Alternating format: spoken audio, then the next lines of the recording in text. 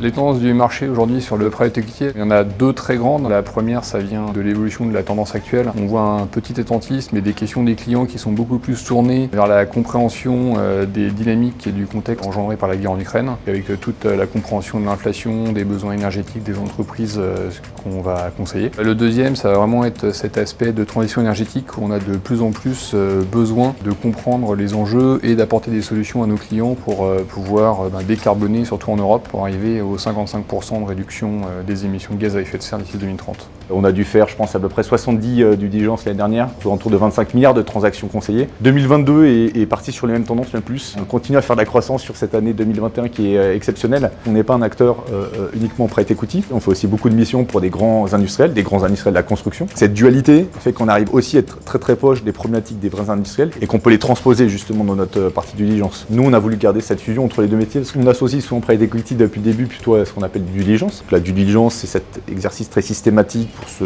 conforter ou non sur l'acquisition d'un actif, que ce soit à l'achat ou à la vente, sur lesquels on est positionné. Mais on fait aussi beaucoup de travail en fait pour les fonds, pour leur participation. Une vraie transformation ici, c'est faire la due diligence pour un client qui va faire ensuite l'acquisition et puis ensuite travailler sur la participation, que ce soit sur des acquisitions, des sujets d'amélioration opérationnelle, d'excellence commerciale, de pricing, voire des sujets de sustainability. L'année dernière, j'ai fait une due diligence pour un des plus gros fonds mondiaux. Là, c'était dans l'industrie de la céramique, une entreprise qui fait à peu près 1 milliard d'euros de chiffre d'affaires, qui a été vendue pour plus de 2 milliards. Du coup, on a fait l'analyse de marché, une due deal opérationnelle, donc on a vérifié tout ce qui était fait dans les usines, les améliorations de process, parce qu'ils étaient en train d'intégrer une autre entreprise pour voir si les niveaux de synergie atteints étaient faisables. Et là, on est en train de développer avec eux une stratégie de décarbonisation. Et on peut toujours penser qu'on fait des due diligence qui durent quelques semaines, mais le but, c'est d'avoir une relation effectivement de long terme avec ces investisseurs pour les aider à croître.